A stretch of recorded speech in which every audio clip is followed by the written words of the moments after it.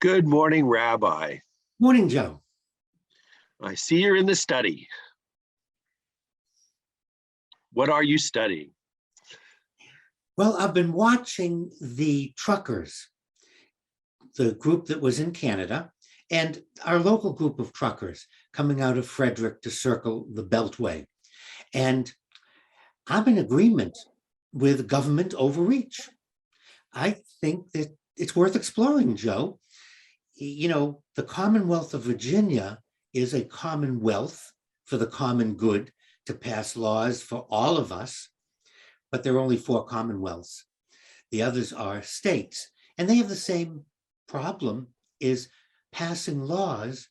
And we use the word government overreach, but let's take away that and talk about what it really is. It's what is the responsibility of a government to protect my health and safety?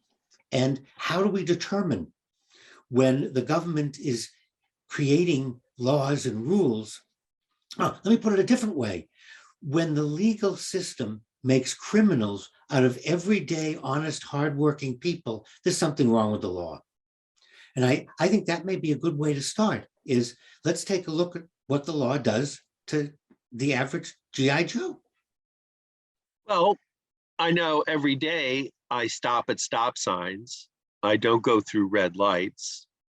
When there's a pedestrian in a crosswalk, I'm more motivated by not hurting somebody, but I also have to bear in mind that I have to follow rules of the road. And as I'm teaching my daughter and her friend how to drive, I know it's important that there are all these restrictions. And when they ask me questions about why we do this or why we do that, I sometimes say, well, there's only one real reason you have to pay attention to the speed limit right now. It's because if you're going faster than that and you go by a policeman, he gets to give you a ticket. Even if you could drive faster, you shouldn't, because it's against the law. And that's, in a way, government overreach. You know, Tesla has solved the problem with their computer. They have put in the software that when a Tesla comes to a stop sign, it does a Texas stop. It rolls right through and doesn't bother coming to a full stop if there's no one in the other 3 corners. Now, one could argue, what's wrong with that? The only reason to stop is if there's someone else that I might hit or might hit me. Like, do I need a traffic light in the middle of the Sahara Desert so that my camel doesn't run over your camel? So you might argue that Tesla's spot on, but it won't roll through if there's a car at another stop sign at that same intersection. Yeah, but that brings up another interesting point. Now, we're not just letting our following of the rules and the government allow us to control it, but now we're letting the Tesla decide what rules to follow and what to pay attention to.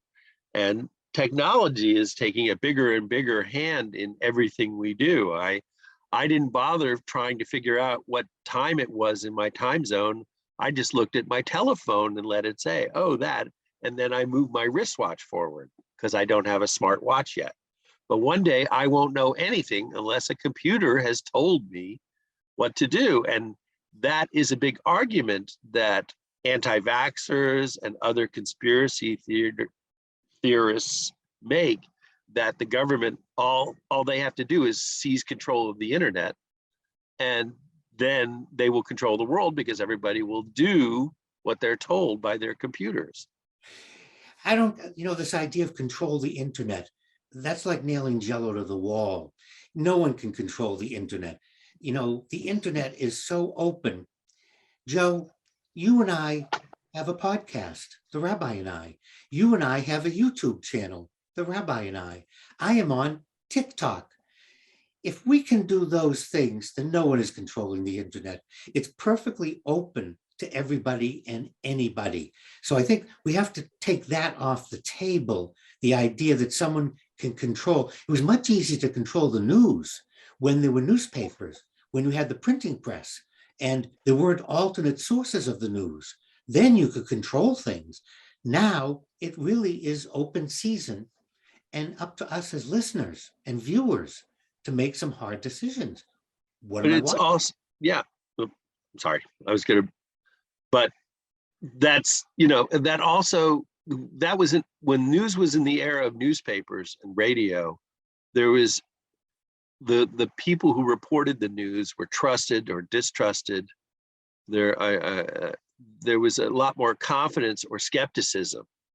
One of my grandmother's favorite expressions was, paper doesn't refuse ink, meaning that just because you saw it in the newspaper doesn't mean it was necessarily true. You had to think and use your head when analyzing news to see what it is that was real and what was just propaganda. And but we're doing that less and less. And I understand your point, but you and I could say that it turns out that if you bust open a fire hydrant between noon and 2 o'clock on the second Wednesday of a month, chocolate milk will come out instead of water. I'm almost certain that if we got enough of a following, somebody would go opening a fire hydrant.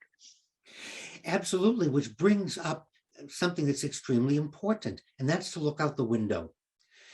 We seem to have forgotten to check reality against what I'm reading on the internet. If I see something, I'll test it. Look out the window and let's see if the external reality supports. And let's go to some other sources. Where is this coming from? And what is the agenda? I think the idea of controlling the internet has a grain of truth. It's not controlling the internet. It's what is the motivation of the person presenting the items? Is it financial gain? Is it power and control? And that's something that we, as the listener, as the viewer, it's our responsibility. God said it best. I put before you the blessing and the curse. Choose the blessing that you might live. God was talking about the internet. I put before you the blessing and the curse. And we're watching it unfold. People hurting other people hurting themselves because of things they saw and read. And yet we're also seeing all the blessings, the ability to see what's going on in foreign countries, to see the truth about how governments are behaving. And so it truly is a blessing and a curse.